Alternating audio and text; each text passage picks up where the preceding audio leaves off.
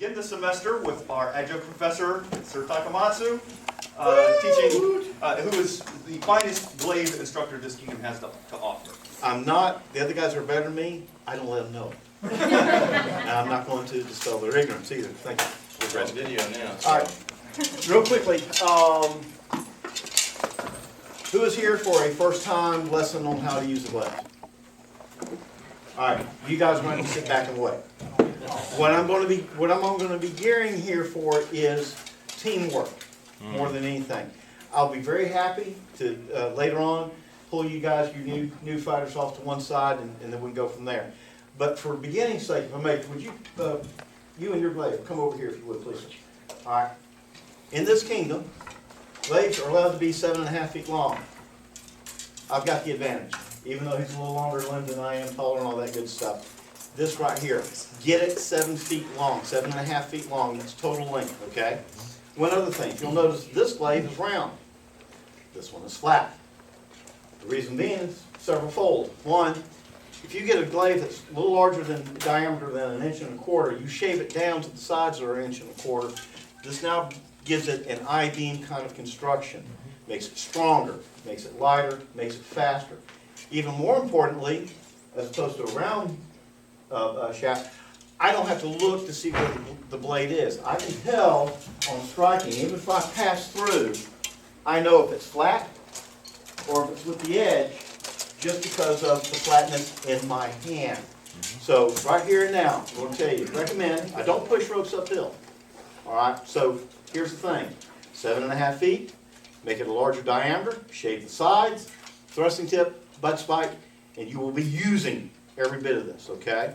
As far as where the blade is, that's a personal preference. Usually, bottom of the blade should be about eye level, nose level, somewhere around in there, okay? And in using a Glaive, you will use every bit of it, back edge included, okay? Any questions about any of that? All right. Yeah, what's a Glaive? It's a large stick used to whack some sense into you. Obviously, you ain't been whacked enough. Or like too much. No. Okay. Speaking of teamwork, one of the most deadliest combinations is a shieldman with a Glaive. Okay? Gavin, if you would, shield and sword and shield. If you would, stand here and face here. Now, if you're short like me, small of stature, well, I'm short anyway, this is to quite an advantage. If you would, please, stand up here and face this squire. Now, at this point in time, if we square off, and I'm here, he doesn't see me. Now, I tell you what, instead of with a Glaive, let me have a sword and shield, another sword and shield. All right, we got one. You got it? Doesn't matter. I'm not picky, guys. I ain't particular.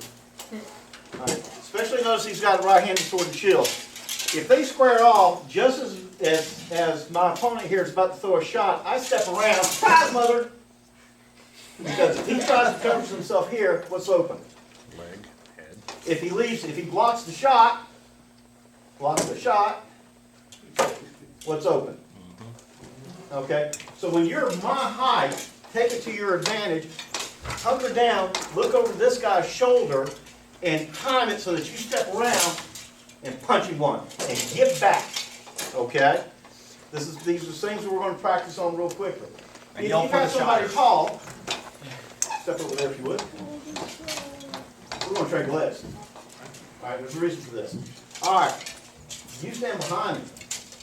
If you're short like me, team up with someone that's got a little more height, a little more reach with you. One of my former squires is 6'7". Back then, Glaives were 6 foot length maximum. His reach with a 6 foot Glaive was the same as mine with a 9 foot spear. What I would do is I would kind of hunker down a little bit and stay low. He would get real close and personal. I mean, no, behind me. And this elbow would be floating right about here. Okay? All right. So what I would do is play windshield wiper. His reach, he can reach further than I can. See? So if you're, like I said, short stature and everything else, team up. Use your abilities to what you've got. All right? Any questions about that? We got 2 spears. I was hoping, we don't have any more spears. Do we have any, you have a spear? I have a Do question. you have a question? Yes, sir. What's the purpose of windshield wiper? Blocking. Here, I'll tell you what. Team up with them. If you can imagine long, tall, skinny guy behind me with the incredible reach, windshield wiper. Windshield wiper. Windshield wiper. I'm just sitting here blocking. There's a natural tendency, okay, and you'll see it quite a bit. There's a natural tendency to focus on this white belt. And got to kill the knight. I got to kill the knight. I got it. I'm dead. Where'd that come from? And so I'll be out in front a little bit. I'll have my guy guarding me, and I'm being defensive. When I say windshield wiper, I'm just being purely defensive. If I'm going to be offensive, it's just to get you off balance a little bit, you know, booga, scare them. But the idea is to step back and be defensive. Earlier we were talking about the sword and shield and the glaiveman, all right? Deadly combination. The shieldman's doing the guarding. The glaiveman's being offensive. If the shieldman dies, it's the glaiveman's fault. Glaiveman dies, shieldman's fault. We're going to work a little bit on how that works together as a team. Okay? Now, if I can, let me have 2 spears, and if you would grab your glaive. Sir. All right. I want a really long glaive. So get, okay, spear over there. Spear over there. give me 3 spears right here in front of me. Right here in front of me. Let me have 3 spears in front of me. All right. On guard, gentlemen. I am at a distinct disadvantage. They've got 9-foot reach. I am sitting here, I'm short limbed, short armed, and I've got a 7.5-foot glaive. I've got issues. Okay? Again, you go defensive. A little bit of windshield wiping if necessary. But if I get lucky, and say Crispin throws a shot, what I'm going to do is cross it over the front guy. All right, pull yours back, if you would, a little bit. Now, what you got, I've got 2 of them tangled up. This guy's going to throw. I'm going to cross it back. By then, the center one has pulled out. He starts to throw. We call it braiding. Braiding spears. We're going to go into detail on how that is done as well. You can do that on the move backwards. You can do that on the move forwards. Usually, though, when it's 3 spearmen against glaivemen, you're trying to find 5th gear in reverse. All right? Now, let me have you and that glaive right there. Short one or this one? The long one. The real one. All men. You and I are teammates. Now, I'm going to stress this. I am not happy with the aggression level of our spearmen. It's low. I want you guys to start trying to do what you can to kill people. You're not going to do this. 2 Gulf Wars ago, I'm running backwards in 5th gear, and I am tying up 3 spearmen. 4th one got in and killed me. I couldn't do him. The problem was, is the entire time we're doing this, I've got 2 spearheads. One on my right, one on my left. What are they doing? Backing up with you. Nothing. They're not shooting or anything. So, let's lay back on. Here's what happens. Crispin throws, I block, put him in here. Look at there. 2 men just wiped out 3 spearmen. Because of the proper level of aggression. And I don't mean aggression as in a negative sense, but maybe assertiveness would be more politically correct. But the idea is, they're not going to run, I tell you right now, your opponents are not going to run themselves into the end of your spear. You've got to kill them. Okay? Same thing with the glaive. They're not going to stand around and let you do it. You've got to kill them. Any questions about that? All right, here's what I want to do. I would like for a glaiveman team up with a shieldman. And I don't care if you're in the same household or not, preferably not, because you never know in the swirl of battle what happens. So team up. Right, I mean, obviously we want the Army to be better, so we provide the best instruction we can. I will tell you what I do, and I know some of my brothers do it because I've talked to them about it. When Sataka says, I need people to do this, one, if you have shown up here, you have shown the chivalry that you are more interested than the people who aren't here about improving your game. So that says something for you. But when one of the instructors says, I need somebody to be here, I need somebody to do this, the people that really want it, that are aggressive, that jump quickly, stands out to us. So if you're not as interested in changing the color of your belt, just kind of shuffle along and don't move when they call you to do something. If you're more interested in getting the nice attention, when they ask you, hey, I need to team up, boom, they'll be there. Duchess Elena in Penzic was a Glaive person, and she found herself alone in the middle of the battlefield. She walked up behind 2 enemy shieldmen. She goes, "Shieldmen, I'm your Glaiveman. Forward at a walk." They killed, and I forget the number, somewhere between 4 and 6 people. But 4 of the 2 shieldmen turned around and go, "You're a Trimarian, aren't you?" And she waved goodbye and ran off. So if you do hear the words behind you, "Shieldman, I'm your Glaiveman," check the tape. All right?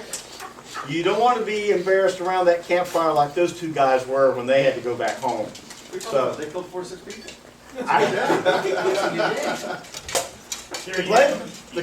The Glaiveman is the driver. He's the offensive weapon. The Shieldman's the defensive weapon. Now, I don't want to, this is not etched in stone and concrete. This is, it's a flexible tool, if you will. If the Shieldman sees a chance to make the kill, take the shot. A little bit of aggression, just don't get killed doing it. Right? If I get a chance to be defensive, I will. Case in point, you 2, square off. If for whatever reason, let's say I knock you out of the way, you throw a shot, if I can tie you up, there. If we can get you dead, we will do it. All right, back up. Let's do this a little slower. Remember, guys, we don't have helmets or anything. Reset? Yes. Just turn this way so we can see what everyone's doing. You know what? Well, do it from camera, but the heck with him. Yeah, I love you too, Tucker. Yeah. All right, here we are. We're doing this right. We got, okay, forward, and hold. Now we got an issue. But if I get a chance to tie this guy's weapon up, and he can, and my shieldman can advance and take the shot, if you can advance and take the shot and not get killed, that's what you do. Okay? If you can't, though, let's bring you back on the other side, Chris, just for grins and giggles' sake. Okay, if I can, knock that out of his way, tie him up. Bang. Okay, this is not just a weapon, it's a tool. Guys, use it. I've got no problem doing this. Here, bring it up here. You and I, yeah. You know, by then, he's dead. Yeah, he's already done. All right, if this guy's doing his job, he's dead. All right, so any questions about that? All right, now I know we're kind of on the, usually you want to be on the shield side. If you're right-handed, the best way to fight, and I learned this a long time ago from Duke Aaron, you want to fight right side forward. Most of your opponents, step to one side, you and me. Most of your opponents are right-handed. If I go booga, if he's in tight and he's throwing shots, he's right-handed, I get to block. And then I can counter. Okay? The idea is you've got to come around his shield. It's easier to do than if I'm trying to go, and look, my back's way exposed, isn't it? All right? So, and I'm right-handed. It took me a while to get used to the idea, shooting right side forward, to get used to it. Also, this messes with the minds. I'm going to be drifting all over the world here. You and I are sword and shield, we're squaring off, and we start to dance. We go in a counterclockwise method, right? Hold. Ready? Now look what's happening. I'm playing with his little brain. You can see he's having problems stepping. He's used to going this way. Also, now I've got him doing this. He's having to walk backwards. People don't walk backwards too well. They're trying to feel the ground behind them. They're tripping over their feet. And I'm playing with the brain. We're so conditioned going this direction. Now I'm switching it the other way. Any little thing you can do to mess up your opponent, I want to do it. I want to teach you guys. So, all right. Now, let me have Yes, sir. Sir Taka, how long does a field battle at Gulf Wars last? I've never timed it, but I'm going to, when you're in the middle of it, it seems like an hour. But from beginning to end, field battle's probably about 3 minutes. Probably 5 at the most. 3 to 5 minutes. 3 to 5 minutes, yeah. So if you stand there for a minute, You've lost it. Okay, we're not here to stand here. You've got to run and gun. All right, you've got to stay mobile. So do not stand there. All right, one more time. Line up. Back up. And your driver should probably not say hold when he wants the guy in the No, front to stop. Stop. Yeah, hold is a completely Yeah. different monster. All right, make ready? Good point. Leon. Toward the wall. Circle left. Okay, and hold, and hold. Next set of fibers. Very. I'll be your huckleberry. Oh, you got it. All right, remember, this guy's the driver, that guy's the driver. You actually want to back up just a little bit, See, if you're sitting down here, you can see you got a glaive over here. Do you see the glaive?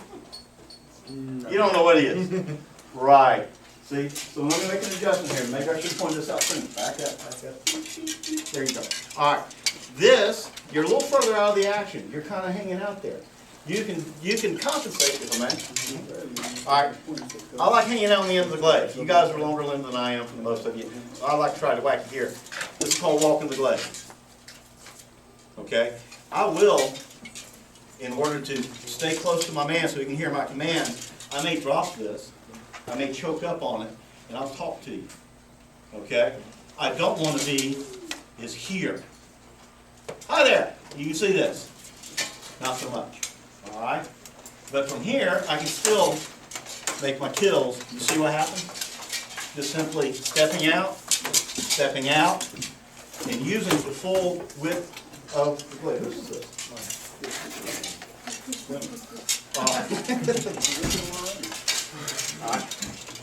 All right.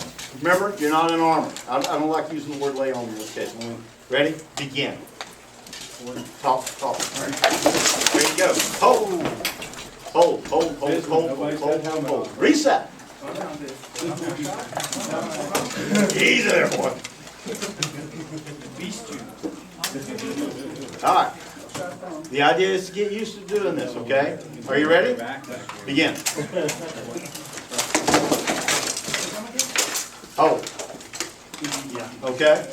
Have you got an idea now of what's coming up? All right. Usually, I have found out that no matter how tall a person is, they can crouch fairly low if they're in shape and young. But in all honesty, a lot of people don't realize that just because, you know, Sir Keith has taught me an awful lot. He's got a missing leg. He's out there. He'll kick your butt. All right, on crutches, no less. I hate him. It doesn't matter if you're tall, skinny, fat, thin. It does not matter. But you use that to your advantage. All right, you use it to your advantage. Team up with somebody who's the complete opposite of you, and use that to your advantage on the field. That's why I usually team up with a tall guy. All right, and like I said, I'll get down there, I'll just be defensive and let him get the kills. I don't care. We win. We win. Take your ego, box it up, put it on a shelf, leave it at home. We win. This is the part of the teamwork that we're going to start stressing more and more on. All right? So any other questions? Okay? All right. Before I move on to the next segment, any questions at all? All right? This is going to be the tricky part. I want everybody to be very careful with this. I need 3 spearmen right here. All right, 2 spearmen and a long leg. All right, this is where this is going to take a little bit of time, but we're going to try and do it. Yeah, you got a long leg. Let's go. Remember, we are not in armor.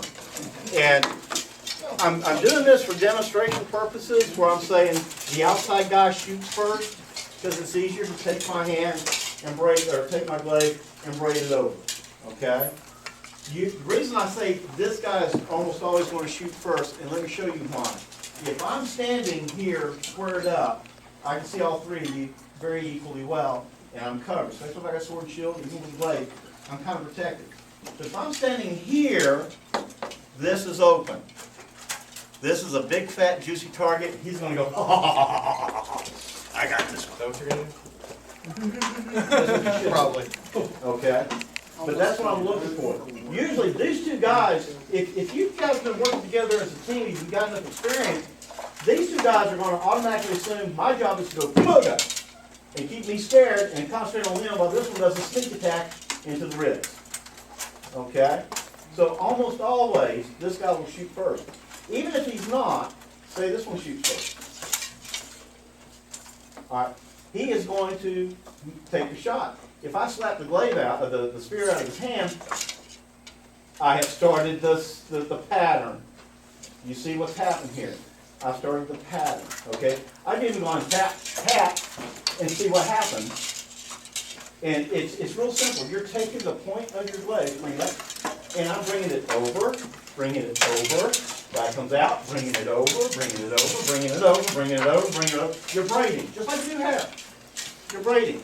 You're tying them up. I've had 3 guys at one time and went bang, bang, bang. Okay? There's nothing wrong with that. There's nothing wrong with that. You can ground their weapons with your foot. Show them where it says you can't. Yeah. Just asking. Okay. Ma'am, you in there. If you two hold. And if I can get it down, if I can knock it down, you need a stick of blade. Okay. Wow. He's heard that before. Wow. Happened when you get older. And that came out of your mouth. Yeah. Sorry. If I can knock this down and keep it down. Wow. The 11B is just. All right, I've done it on So, accident, under the- to be honest with you. But once it was done on accident, then it became part of the repertoire. A lot of things happen on accident that become part of the repertoire. I don't like having over. Yeah, there we go.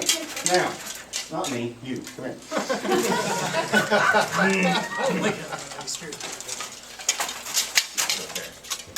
All right, remember we're not in armor.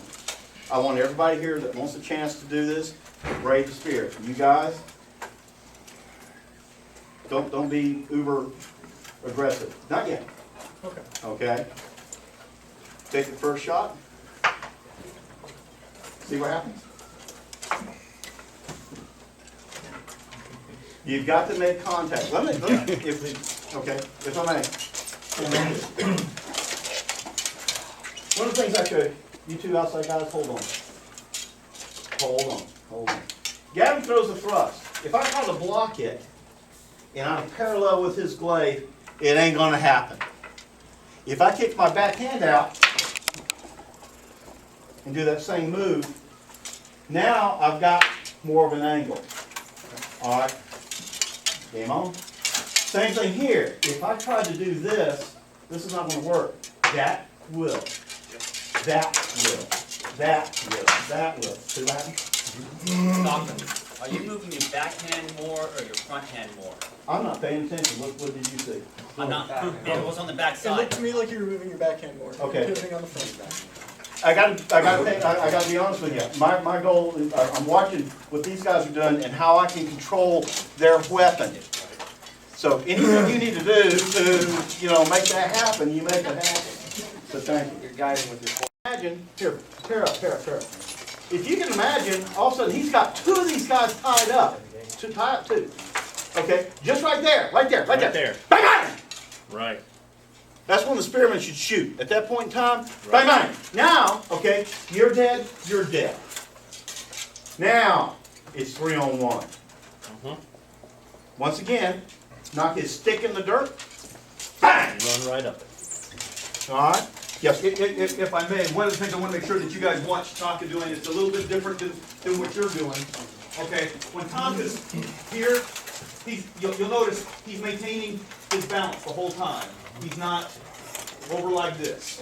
Okay? And what you were doing just a little bit is if you do this, You're overextended. I can't get back over here if he's got, this whole technique is based on maintaining your stance. See, I'm not, and if you watch Tonka, it's the same thing. He keeps his weight over his hips, good stance, doesn't overextend. Thank you. All right, next. I got a question. Yes, sir. Pennants on spears. Tennis on spears. I'm not a fan of them. I love it. I know. Hold on. All right. Just like there's different styles of fighting, Chinese versus Japanese versus Korean versus Indian versus French. You've got soft, you got hard, you got circular, you got linear. Everything's got a thing going for it. Where is your glaive, real quickly? Can you walk out here for just a second? Speaking of which, if I can, I know, and what I want you to do is show the proponent of, all right, take a stand, take a stand. All right, this guy's kind of got a little bit of a cross guard, all right? I'm not a fan of cross guards because I can slide my glaive in places and such. However, if he's got one, if he should suddenly throw a thrust, now I'm starting to control him as far as, if I get it like this, I'm in trouble. I'm going to pitch that thing. Okay? But you see, now I'm going to use it to my advantage.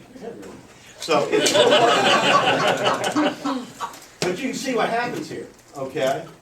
Large spearheads, if you will. If this gets turned, and this has got its uses. If this gets turned and I'm here, oh yeah, I'm going to hook it and move it. Now, that is no. You know how I don't know how to use a spear with a pennant to the advantage. I'll use it as a disadvantage or tie up my opponent. I use a little bit longer one, about this long, or even longer, and the idea is to wave it. And what happens is they get it in their face and they can't see me. So if I can get out here and I can get that pennant and wave it, if I have a partner right or left, it's a free kill, absolutely free all day. And not only that, it kind of hypnotizes them as it's flipping around. You'll actually watch their eyes going. They'll follow. And it's just a free kill. I mean, not everybody's going to do it, but you're going to get about half the people across from you staring at your pennant doing whips in front of your face. It is a really sad thing that it happens for them, but it still happens, and it's easy to kill.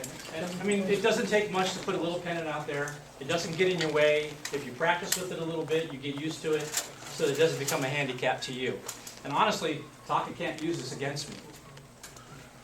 We can try, but I don't see a disadvantage with it. And you know, once you've used it and you've been practicing with it, if there is disadvantages, you will learn them and be able to anticipate what they are. And if your opponent across from you starts something that looks like he's going to use it against you, well, you already know what it's going to be. You can throw the counter. The human eye, interesting thing, I'm going to get on a little sidebar here real quick. I'm trying to make this fast. The human eye is made to detect motion. Right. And what you've got with a pennant is all this motion, and it's waving around. The natural tendency is for you to lock on it and try and track it. Okay? One of the things that makes the thrust so deadly, if I can use you as a... All right, you got sword shield and you're up here, we're squared off and all this good stuff. If I throw a roundhouse, he'll see it, he'll block it. The reason being is the eyes are tracking the movement and they're working together. So if I'm doing this, he sees it and he can block it. The thrust, on the other hand, short jab, bang.